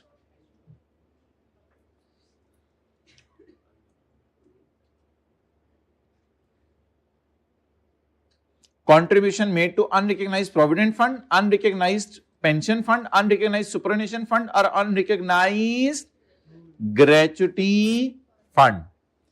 कहते अनरिकॉग्नाइज्ड को याद रखना, जितने भी हैं मैं क्या कर दूंगा, नॉट अलाउड। अनरिकॉग्नाइज्ड को क्या, अच्छा ये डब्बा आसान है समझने के लिए, लेकिन ये लॉ से मैच करना, इसमें थोड़ा टाइम लग रहा है हमारा। काश लॉ में भी इतनी आसानी से दिया होता तो हमें याद हो जाता। अब लॉ में थोड़ी अंग्रेजी अजीब तरीके से दी हुई है, हमने उसको इंटरप्रेट करके जो है वो ये डब्बा निकाला है। तो ये डब्बा लॉ का हिस्सा नहीं है, ये डब्बा तो हमने समरी बनाई हुई है ऊपर। लॉ की प्रोविजंस तो ये हैं जो कि हम किताब से खोल के पढ़े हैं। अच्छा, पहले हमने जबरदस्ती साबित की है कि इसके ऊपर पॉइंट 2A ऑफ हमारा पेज लग रहा है, और अब अगली लाइन लिखी हुई है कि किसी भी फंड को अगर आप अनरिकॉग्नाइज रखो। ये बात हमने पढ़ ली जाके 2KB में। ये कहां पढ़ ली? 2KB में, कि अनरिकॉग्नाइज माइनस करने की इजाजत नहीं है। 2 का B। अच्छा, लेकिन यहां पर एक बात लोग कहते हैं इंप्लाइड निकलती है कि अगर अनरिकॉग्नाइज्ड माइनस करने की इजाजत नहीं है तो फिर रिकॉग्नाइज्ड माइनस करने की इजाजत है। अब लोग कहते हैं ये बात इंप्लाइड निकलती है कि अनरिकॉग्नाइज्ड माइनस करने की इजाजत। अब ये वो वाहिद लॉ की 3 प्रोविजंस हैं जिनको इस टेबल से मैच कराना is one of the toughest job, क्योंकि कुछ लोगों की कुछ राय, ये आईकैप की राय है, कुछ और लोगों से पूछा था, उन्होंने कहा था ये टेबल सही नहीं बना हुआ, ये हमें लॉ से ये नहीं लग रहा। ये बहुत कंफ्यूजिंग तरीके से लॉ ने ड्राफ्ट किया हुआ है, लोगों को समझ ही नहीं आता ये उसने किया क्या है। इतनी ज्यादा खिचड़ी मचा दी है इन तीनों की कि आपस में मिक्स हो जाती हैं चीजें। तो अब हम जबरदस्ती एक बात करने लगे हैं, कुछ लोगों की राय है कि ये सारे अगर क्या हैं अनरिकॉग्नाइज, तो बाय डिफॉल्ट रिकॉग्नाइज्ड अलाउड है। इस वजह से हमने यहां भी ई डाल दिया है कि रिकॉग्नाइज्ड अलाउड है। अब हालांकि यहां रिकॉग्नाइज का लफ्ज नहीं लिखा हुआ, लेकिन लोगों का क्या कहना है कि अनरिकॉग्नाइज नॉट अलाउड, तो ऑब्वियसली फिर रिकॉग्नाइज अलाउड। तो फिर यहां पे हम जबरदस्ती 1 का ए भी डाल रहे हैं, 1 का। लेकिन किसी ने कहा कि 1 का ए ना डालो, प्रोविडेंट फंड नहीं, इनको भी तो रिकॉग्नाइज कराओ, हम इनको भी रिकॉग्नाइज करके अलाउ कराओ। हमने कहा नहीं नहीं नहीं, इनमें अलग पॉइंट ये अवेलेबल है, इसलिए इनको हम नहीं कर सकते। तो अब जरा आप ये सिर्फ ये वाली प्रोविजंस पढ़ें अभी, ई और ई ए, ताकि ये दोनों बातें क्लियर हो जाएं। ई ए ने बड़ा क्लियरली बता दिया 3 चीजों के बारे में। किन 3 के बारे में? ई ए में प्रोविडेंट फंड नहीं है, यहीं से तो स्यापा शुरू हुआ था। ई ए में प्रोविडेंट नहीं है, ई ए में ग्रेचुटी है, पेंशन है और सुपरएनुएशन है, और अप्रूव्ड वाले हैं। तो ई ए कह रहा है अप्रूव्ड वाले नॉट अलाउड 50%, अप्रूव्ड वाले नॉट अलाउड। तो इस पे लोगों में कोई इख्तलाफ नहीं है। इसमें लोग कहते हैं ठीक है, ई ए के मुताबिक अप्रूव्ड वाले अलाउड अप टू 50% या नॉट अलाउड 50%, एक ही बात है। अच्छा, अब इधर क्या नहीं डाला उसने, सॉरी इधर उसने प्रोविडेंट फंड नहीं डाला। कौन सा वाला? रिकॉग्नाइज वाला। अब अप्रूव्ड में ये 3 आ गए, एक बच गया, एक का नाम प्रोविडेंट। अप्रूव्ड प्रोविडेंट यहां नहीं डाला। ऊपर आए, ऊपर उसने चारों अनअप्रूव्ड डाल दिए। देखें, ऊपर उसने चारों अनअप्रूव्ड डाल दिए। अब माने ऊपर चारों अनअप्रूव्ड डाले, नीचे 3 अप्रूव्ड डाले, बार बार बोलें ये ना। देखें हमने क्या इंटरप्रेट किया है, उसकी बात करें अभी। ऊपर उसने चारों अनअप्रूव्ड डाले और नॉट अलाउड कर दिया, नॉट अलाउड कर दिया। वो नॉट अलाउड ऊपर से मिला के पढ़े, following directions will not be allowed. ऊपर 4 अनअप्रूव्ड डाल के नॉट अलाउड, और नीचे 3 अप्रूव्ड डाल के आधे नॉट अलाउड, यानी ऊपर 4 अनअप्रूव्ड डाल के फुली नॉट अलाउड, ऊपर 4 अनअप्रूव्ड डाल के फुली नॉट अलाउड, और नीचे 3 डाल के आधे नॉट अलाउड। अब लोगों ने कहा कि ये जो 4 हैं, ये 4 नॉट अलाउड, ये 4 नॉट अलाउड इसलिए कि ये अनरिकॉग्नाइज्ड हैं। ये 4 नॉट अलाउड किस लिए हैं? तो अगर ये रिकॉग्नाइज हो तो अलाउड है। हमने कहा ठीक है, प्रोविडेंट फंड को रिकॉग्नाइज हो तो अलाउ कर देते हैं, लेकिन बाकी तो रिकॉग्नाइज है, उनके लिए अलग रूल आ गया हुआ है अब लॉ में। अब शायद मैं ये बात समझा पाया हूं कि मैंने 1A को यहां क्यों डाला है। 1A कौन सा वाला है? 1A recognised. बात तसल्ली से कर रहा हूं, आखिरी दफा कर रहा हूं। वैसे इसको आप रटा रुटा भी मार लेंगे ना, क्योंकि थ्योरी का सवाल आने का चांस इसका बहुत कम है, लेकिन आ सकते हैं। इसको आप रटा रुटा भी मार लेंगे, ये चल जाएगा। न्यूमेरिकल्स अल्लाह का शुक्र है हमारे आसान है, न्यूमेरिकल्स के एतबार से कोई टेंशन नहीं है। न्यूमेरिकल्स में बस ये टेबल देखा करना है, लेकिन थ्योरी याद करने के लिए टफ टाइम आएगा, और थ्योरी को जब इससे मैच करेंगे तो that would be again tough time. तो इसलिए अप्लाई कैसे करना है उसके लिए आप ये याद कर लें, और रटा क्या मारना है, रटा तो नहीं मारना तो थ्योरी को, लेकिन अब एक जगह मुझे मजबूरन कहना पड़ा है, रटा क्या मारना है उसके लिए ये याद रख लें। लेकिन जबरदस्ती हम कोशिश कर लेते हैं, हो सकता है किसी एक का 2 का बच्चे को भी समझ आ जाए तो काफी है। तो ये 3 अप्रूव करा लें तो आधे अलाउड है, आधे नॉट अलाउड। ये बात तो उधर से भी, डब्बे से भी हमारे पता चल रही है। ये 4 अगर अनअप्रूव्ड है तो बोलें अनअप्रूव्ड है तो नॉट अलाउड। लेकिन अगर ये अप्रूव्ड है तो अलाउड, अप्रूव्ड है तो। लेकिन सिर्फ फिर प्रोविडेंट फंड को करें, क्योंकि बाकी अप्रूव्ड का तो नीचे अलग रूल दिया हुआ है। इस वजह से हमने खींचतान के यहां 1A को डाल दिया। अच्छा, अब लोगों की यही राय थी कि unrecognised provident fund not allowed है, क्योंकि पॉइंट ई में लिखा हुआ है unrecognised provident fund not allowed है। लेकिन पॉइंट एफ ने कहा नहीं। पॉइंट एफ ने कहा contribution to provident fund establish for the, अब ये प्रोविडेंट फंड के लिए है, अदर फंड तो ऐसे ही उसने लफ्ज लिख दिया गलती से, लोग कहते हैं contribution to provident fund establish for the benefit of employees if the person has not made arrangement to secure that tax will be deducted. Provident fund कहते हैं नॉट अलाउड है अगर अरेंजमेंट नहीं किए हुए। तो अगर अरेंजमेंट किए हुए हैं तो क्या बनेगा? Allowed fully only if arrangement are made. इधर हमने खींचतान के पॉइंट एफ डाल दिया है, जिसका हम यहां नाम रख सकते हैं 1 का बी, 1 का ए, 1 का बी, 2 का ए, 2 का बी। ये जबरदस्ती हमने मैच करा दिया अपने पेजेस के साथ। इसको आखिरी लाइन दोबारा पढ़नी पड़ेगी, मुझे पता है, पॉइंट एफ वाली।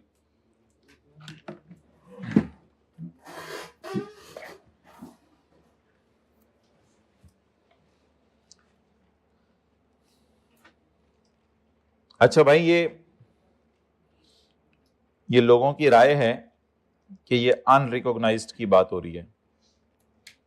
लोगों की राय है कि ये अनरिकॉग्नाइज्ड की बात हो रही है, हालांकि यहां पे प्रोविडेंट का लफ्ज खाली लिखा हुआ है, लेकिन लोगों की राय है अनरिकॉग्नाइज्ड की बात हो रही है, इसलिए मैंने 1B यहां लिख दिया। तो आप पढ़ें ये वाली प्रोविजन। वैसे मैं पिछले बैचेस में तो बिल्कुल आखिरी 1-2 क्लासों में पढ़ाता होता हूं, क्योंकि ये अजीब सी प्रोविजन है। तो contribution to any unrecognized provident fund established for the benefit of employees, इसकी तो बस ठीक है ना, ये बात तो ऑब्वियस है, एम्प्लॉइज के लिए बनते हैं ये फंड। अगर बिजनेसमैन ने अरेंजमेंट नहीं किए टैक्स काटने के, अगर बिजनेसमैन ने अरेंजमेंट नहीं किए टैक्स काटने के, from any payments made by fund, जब फंड में से पेमेंट होंगी रिटायरमेंट के साल में, अगर उसने अरेंजमेंट नहीं किए तो नॉट अलाउड। लेकिन अगर कर दिए फिर अलाउ। डन।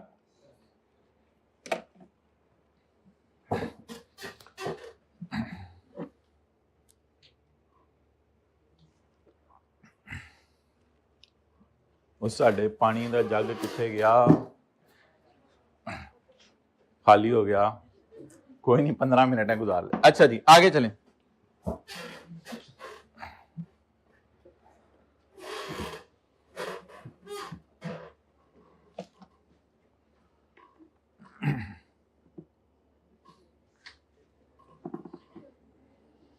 जी यहां पे आपके 1-2 मिनट लूंगा। अब जो नबी सल्लल्लाहु अलैहि वसल्लम ने वैसे फरमाया था, जिसका मफहूम है कि उम्मत के अंदर हर दौर में कोई ना कोई फितने जन्म लेंगे, तो आजकल भी 3-4 चीज़ें हैं सोशल मीडिया पे जो बहुत चल रही हैं, और लोगों ने कई सालों की अपने जो नमाजें सही तरीके से पढ़ ली थी वो सुन के चीज़ें बदल भी ली हैं, और पता नहीं क्या क्या कर रहे हैं लोग। असल में वो लोग अधूरी सी बात कोई हदीस एक निकाल के सामने रखते हैं, पूरा कॉन्टेक्स्ट सुनने वाले को समझाते नहीं है। जब उनको पूरा कॉन्टेक्स्ट समझ नहीं आता तो कहते हैं हाँ उसने तो लिखा हुआ था कि फ़लाँ में यहाँ पे ये चीज़ लिखी हुई है, ये तो हदीस में सर मेरे सामने मुझे नज़र आ रहा है, मैं आपको दिखा देता हूँ, फ़लाँ जगह मैंने हदीस में ये देखा था, तो ये समझ आ रहा है। हालांकि वो जब तक सारी हदीसें पढ़ के कंक्लूजन डिराइव ना हो जाए, और वो सहाबा, ताबीन और तबा ताबीन उन्होंने डिराइव कर लिया हुआ सारा कंक्लूजन। अब आज के ज़माने में इतनी उसकी कसर नहीं रहेगी कि उस पर और कोई रिसर्च हो। तो लेकिन अब लोग बेचारे सादे हैं, उनको खाली इतनी सी बात बताई जाती है और ये बात बताई नहीं जाती। और अगला बड़ा फितना ये है कि किसी को भी किसी हदीस के बारे में आप कहें तो वो बेचारा ये कहता है कि ये मुझे बुखारी शरीफ में दिखाओ, मुस्लिम शरीफ में दिखाओ, मैं तो इन्हीं किताबों को मानता हूँ। हालांकि ये किताबें बनाने वाले इनमें से किसी ने क्लेम ही नहीं किया आज तक कि हमने सारी हदीसें नकल कर दी हैं। हदीसों का बहुत बड़ा ज़ख़ीरा है जो इन किताबों के अलावा है। तो जितने लोग सोशल मीडिया पा के इन किताबों से हदीसें दिखाते हैं और लोगों को कहते हैं कि ये चीज़ हमें पता चली है, 1400 साल से लोगों को पता नहीं थी, तो ये एक उम्मत में बहुत बड़ा फितना है जो जन्म ले चुका है।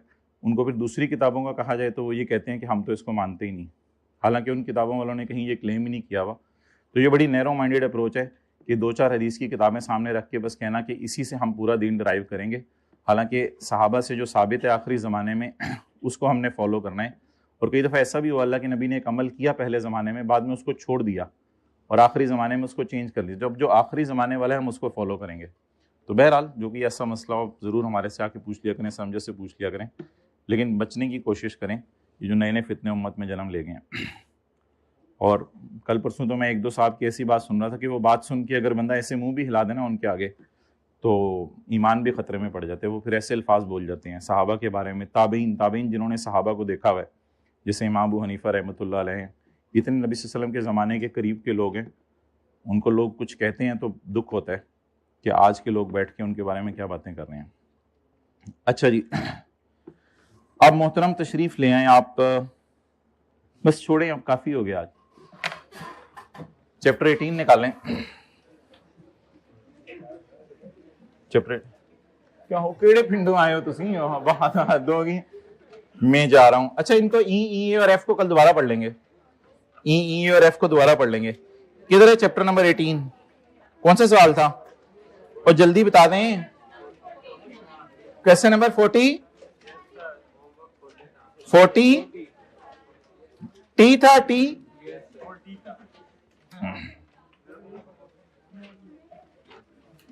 अच्छा भाई, कल के जो टेस्ट का सिलेबस है वो सिर्फ सेक्शन नंबर 21 है, बस सेक्शन 22 नहीं है, सेक्शन 21 है, और इनकम फ्रॉम सैलरी के चैप्टर में से कोई न्यूमेरिकल आएगा, बस ये छोटा सा सिलेबस है कल के टेस्ट का।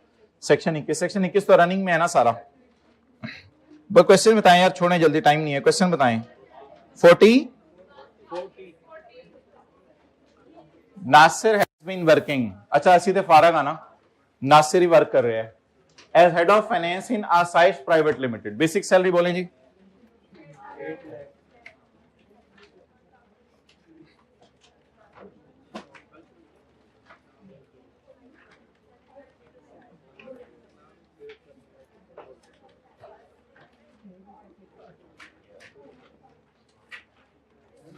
जी बेसिक सैलरी बोलें भाई। 8 लाख ज़रब 12, 9600।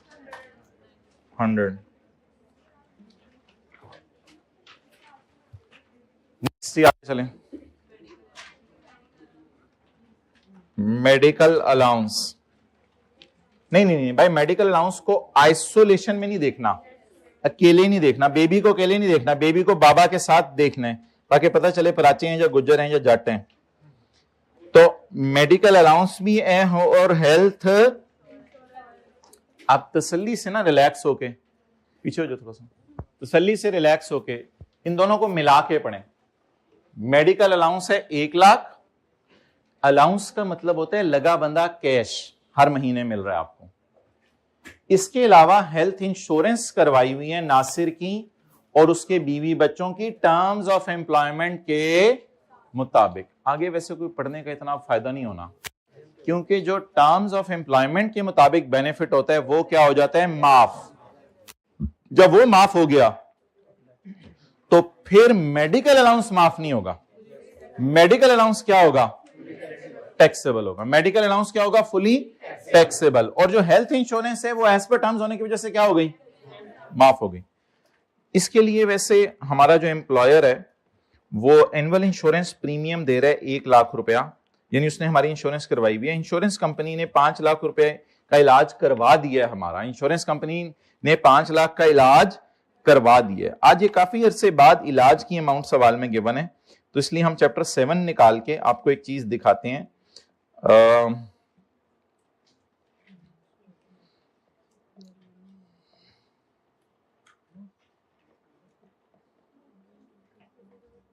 ये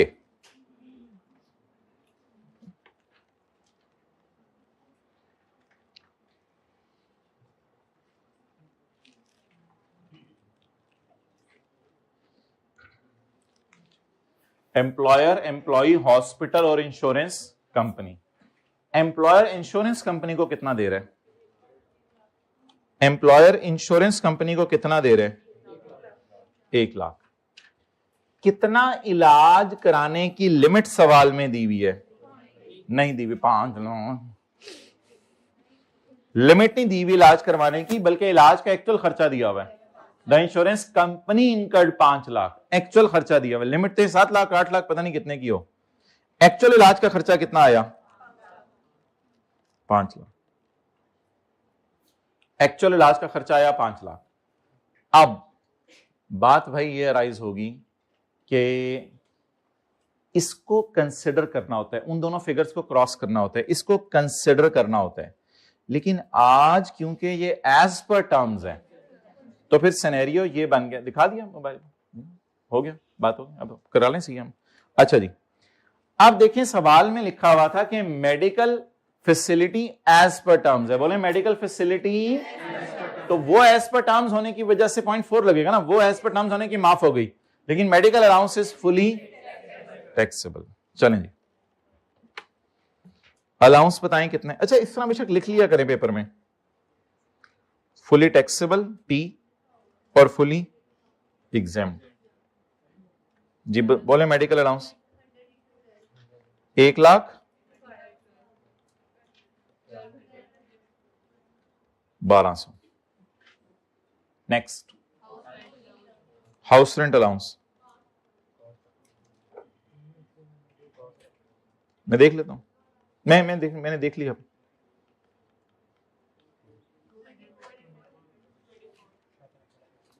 ₹24,00,000। अच्छा वो भी साथ ही लिख जाएं, हेल्थ इंश्योरेंस, फिर बाद में वो exempt being as per terms बोला करें ना, टर्म्स तो फिर स्पेलिंग गलत हो सकते हैं, टर्म्स।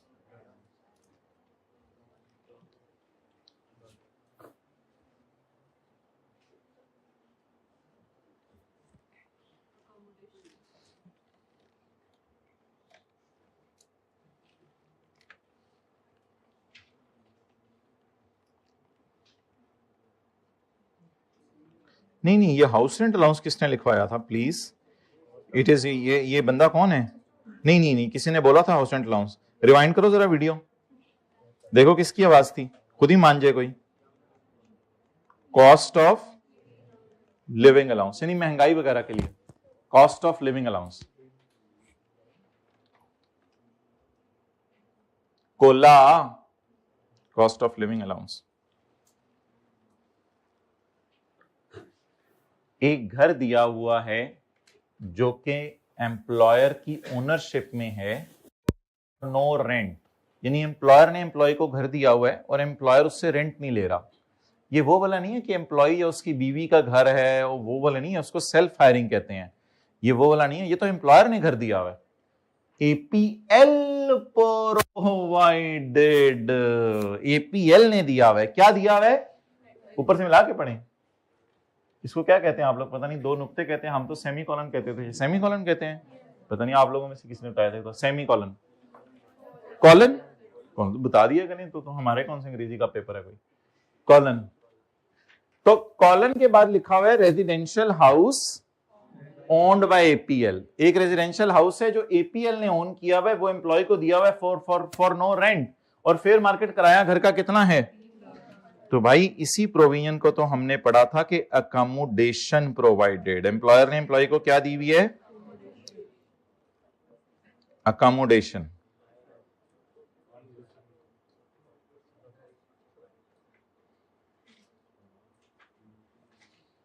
पेज 107 पे पढ़ा था, accommodation is provided by employer to employee for no rent, का मतलब है यानी कोई किराया नहीं ले रहा उससे, ठीक है, इसी को तो अकोमोडेशन कहते हैं। तो एम्प्लॉयर ने एम्प्लॉय को घर अरेंज करके दिया हुआ है, तो it is the higher of 45% of basic salary या amount that would have been paid had no accommodation been provided. ये वर्किंग वन जो है एक सफा छोड़ के कर रहे हैं, ये वर्किंग वन एक सफा छोड़े बगैर कर रहे हैं।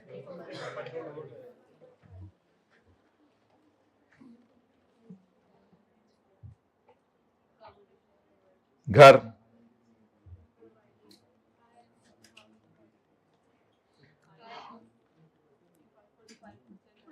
भाईजान बहुत बातें आती हैं आपको।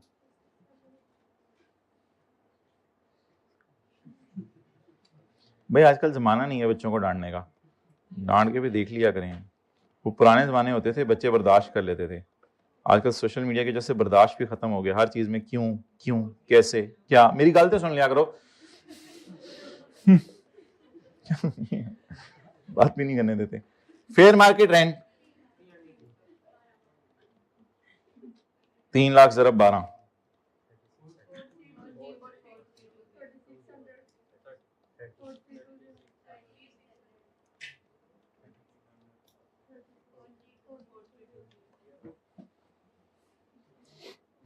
सर इतने फारग सवाल देते हैं, मजा ही नहीं आता करने का। अच्छा जी आगे चलें माय डियर, आगे चलें माय डियर। हमारे पास है आपके लिए टिश्यू का अरेंजमेंट इंशाल्लाह। रोएं तो सही किसी दिन। Company maintained car, company maintained car, company maintained car का मतलब बताएं। कंपनी ने उसको क्या दी हुई है? गाड़ी। कंपनी ने उसको क्या दी हुई है? गाड़ी। Company maintained car. The car was acquired on lease, the car was acquired on lease. Employer ने एम्प्लॉय को गाड़ी बाजार से खरीद के लेके दी हुई है या लीज पे लेके दी हुई है? लीज पे लेके दी हुई। तो गाड़ी की क्या देखेंगे? किस दिन की फेयर मार्केट वैल्यू? जिस दिन लीज पे लेके दी या हमारे ईयर एंड की? जिस दिन लीज पे लेके दी। The car was acquired on lease by APL on यकम जुलाई 2020। यकम जुलाई 2020 तो पिछले साल का पहला दिन है। वापस यकम जुलाई 2020 तो क्या है माय डियर? पिछले साल का पहला दिन। The fair market value of the car on पिछले साल का पहला दिन इज 4 मिलियन। हाउएवर हमारे साल का आखिरी दिन इज 6 मिलियन। 4 मिलियन उठाएं, 6 मिलियन उठाएं। 4 मिलियन, 6 मिलियन का तो ज्यादा ना करें ऐसे गर्दन भी। 70% of the car is used for office purpose while 30% is for, तो इसको मैं क्या कहूंगा? पार्टली बिजनेस और पार्टली बिजनेस और पार्टली पर्सन। तो 5% लगेगा, 10% लगेगा। अच्छा इससे फर्क नहीं पड़ता कि 50-50 है या 70-60 है या ये ऐसे ऐसे देख रहे हैं हम, इससे फर्क नहीं पड़ता कि 50-50 है या 30-70 है या 80-20 है, बस थोड़ी सी घर के लिए, थोड़ी सी दफ्तर के लिए। तो इट मींस कि हम क्या लगाएंगे? 5%। Car provided.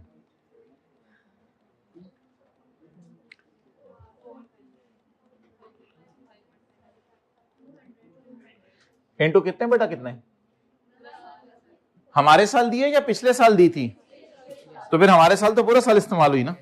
इधर बैठोगे इधर जी। 4 मिलियन जरा 5%, 2 लाख।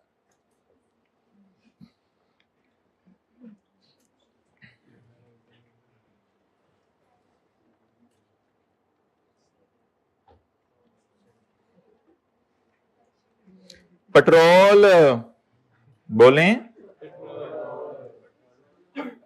वो कह रहे क्या स्मेल होती है जी? 250 litre of petrol every month. 250 litre of petrol every month. Employee 250 litre petrol पी जाता है हर महीने। 250 लीटर मिल्क होता तो फिर भी बात समझ आती थी, गुजर शुजर। 250 litre of fuel every month, every month 250 litre fuel every month. Average petrol price Pakistan में कहते चल रही है 180 पर लीटर।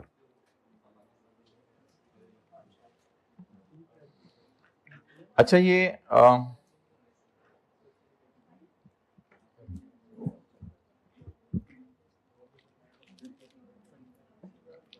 250 को जब मैं 12 से जरब दूंगा तो ये क्या आएगा? 12 महीने का पेट्रोल। यानी विजुअलाइज करें 250 लीटर पेट्रोल 12 दफा। 250 लीटर पेट्रोल 12 दफा। ये क्या निकल आया? 250 जरब 12, पूरे साल का पेट्रोल। बोले हमने माहाना पेट्रोल से सालाना पेट्रोल निकाला। ये तो पेट्रोल ती क्वांटिटी है, ये तो पेट्रोल ती क्या है? क्वांटिटी। मुझे क्वांटिटी चाहिए या मुझे अमाउंट चाहिए? अमाउंट चाहिए। ये क्या निकल आया? 180। ये क्या निकलेगा?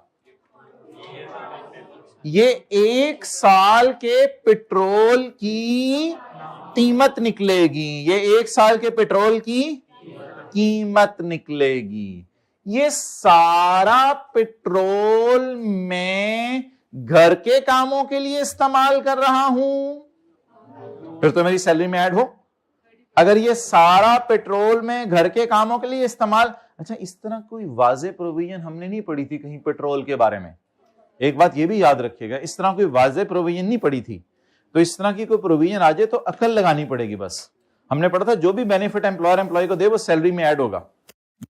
मैथमेटिकल कैलकुलेशन एक चैलेंजिंग सी करनी पड़ गई, वो अलग डिस्कशन है, लेकिन आप वाजे कहें कि हमें पेट्रोल के बारे में बताएं, कहीं क्या लिखा हुआ था?